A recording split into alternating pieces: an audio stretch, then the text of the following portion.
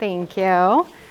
So I was asked to come and speak on impact and how Corwin's cause is doing that. So I wanted to start with my story. Corwin is my son, and he was born in 2012 with a very rare brain malformation. He was the only one alive with his condition. It took us about 18 months to find out what he had going on. He had a very complicated medical life. He had pretty much every kind of seizure you can imagine.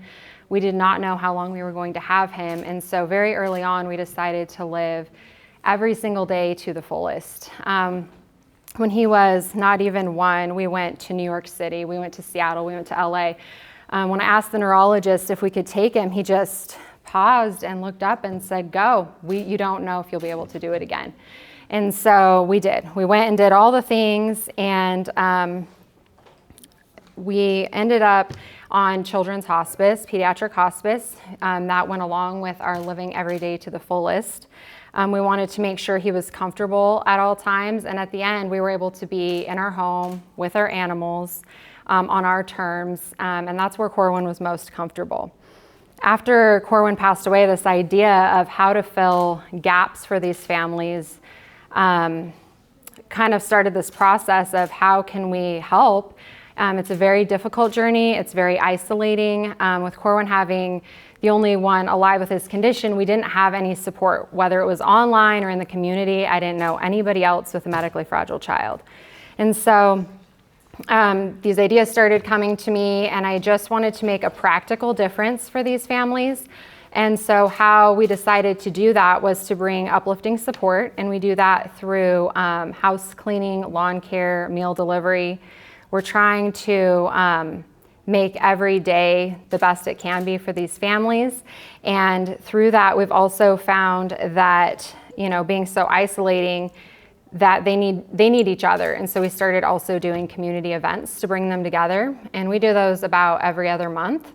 And those have really turned into something I didn't realize they were going to be, because I didn't have that support. I didn't know what it looked like or what it felt like. But to feel, even now after the fact, as part of this community, it's a beautiful thing.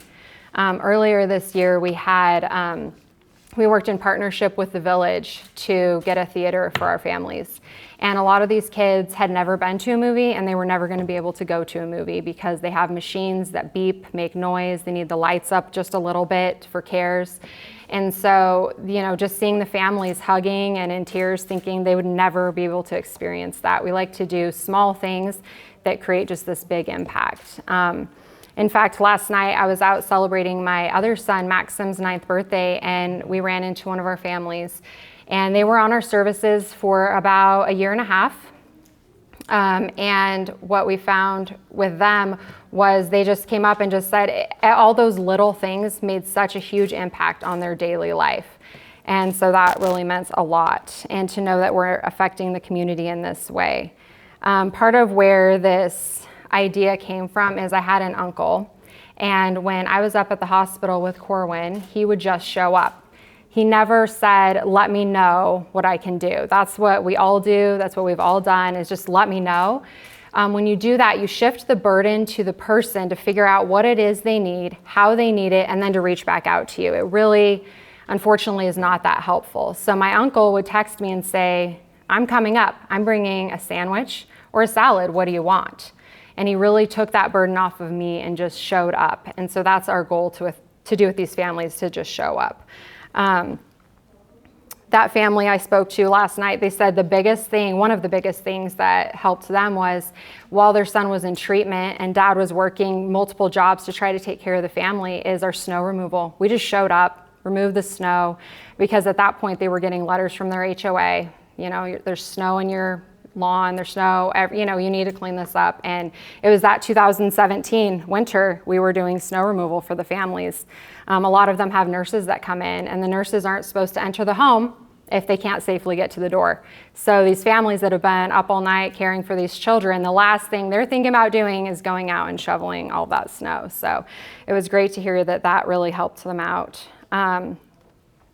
So part of this community, we have found there are 2,000 of these medically complex kids in our area. Our organization is non-diagnosis specific because when you're dealing with rare diseases, there's one-offs of everything and there's not a lot of support. And we figured it doesn't really matter what the diagnosis is, the journey's similar. They're all going to the same hospital, seeing the same doctors, going through the same treatments. So why not come together and have that support? Going to the rare diseases, there are 7,000 rare diseases, including all forms of pediatric cancer. We have children on our services that are survivors of accidents they should not have survived. So they're all rare, and there's really not that community for them. So that's what we try to build. Another thing that we do is advocacy. We are on a leadership board at St. Luke's to bring pediatric palliative care to our area. That is something we do not have. Palliative care is something that is essentially pre-hospice, and when you have a complex medical child with 5 or more specialists, you have a lot of different opinions. And so, for instance, we have a child that one of the specialists feels strongly they need a tracheotomy, and that would greatly affect this child's quality of life. So palliative care comes in and helps set goals with the families about what the right option for them is, for their lifestyle, for their quality of life, because just because you can do an intervention doesn't mean we should. And helping the families understand that, and then helping the providers understand that. Sometimes even the providers have conflicting opinions on what things should be done, what interventions should be made, and palliative care really helps sort through all of that with realistic expectations. So we're honored to be a part of bringing that to the community. It's taken us 2 years, but we have built the program and we've hired the first employees, so that'll be available to the families around the end of the year. Another thing we advocate for is pediatric hospice. It's something we don't really want to talk about, but children die, and it happens whether we're talking about it or not. America is a very curative culture. We want research, we want cures, and there is not always time for that. And so how do we help these people right now in this situation? So hospice is one of the ways to do that. You can give the families rights, dignity to be in their home, on their terms, where it's comfortable. Like Corwin, he hated the hospital. He knew when we were there, his seizures would kick up, his heart rate. He would be on rescue medications, completely knocked out. You opened a needle package, snapped right out of it, and was in this traumatic situation for him. So for us, we really wanted him to be at home. So that's something that we really, really want to fight for. One of the issues is that hospice is not readily reimbursed. And so pediatric hospice is actually hard to get. We're actually seeing dying kids turned down for it because it costs the providers so much money to take them on. They do not get reimbursed enough to take these kids on, so it costs them money. And then they end up in the hospital, which actually is a lot more expensive on the system. So just making sure that that is available to everyone. So for us, we really just try to show up in any way, any practical support. We, like I said, we do lawn care, meal delivery, snow removal. When families are up at the hospital, oftentimes they don't have access to food. So we provide them with cafeteria cards that are refilled to make sure that they're eating when they're there caring for their child. These complex kids, even the hospital can't really care for them. For instance, Corwin took a medication that nobody at the hospital knew how to administer. So I always had to be there, and that's the case with a lot of these kids. And so making sure they're nourished and taken care of up there, that's really important to us. And then also providing home meals. Uber Eats has been a great way for us to do that. Originally we were doing catering, but we have grown so much. I mean, our organization is only 2 years old and we've already developed this entire program. There's nothing like it in the country, so we really had to start from nothing. And we founded all of this, and we're a nonprofit within 3 months of Corwin's passing. So it kind of just started and snowballed and was very well received. And the families really, really are affected by it and have, at first, some of them were really apprehensive about signing up for our services, saying, I don't need that, I'm okay, I got this. And so we just started showing up for them, and they've said, we didn't even know we needed that. We didn't even realize we needed that. And I think that comes from being on the other side of it. How we're impacting our community is we have families that have moved to the area for treatment and lost their child. They were on our services for a good period of time, lost their child, and earlier this year, and I sat down with them and asked if they were moving back home because they had nobody here.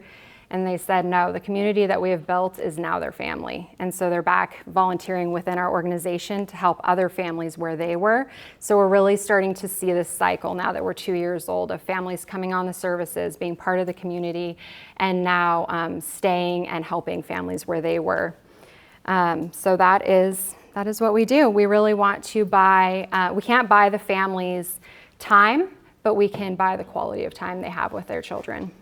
And you can get involved with us on our website, corwinscause.org. We have volunteer opportunities with our families, with our fundraising, and other ways to advocate for these kids. And that's all. Thank you.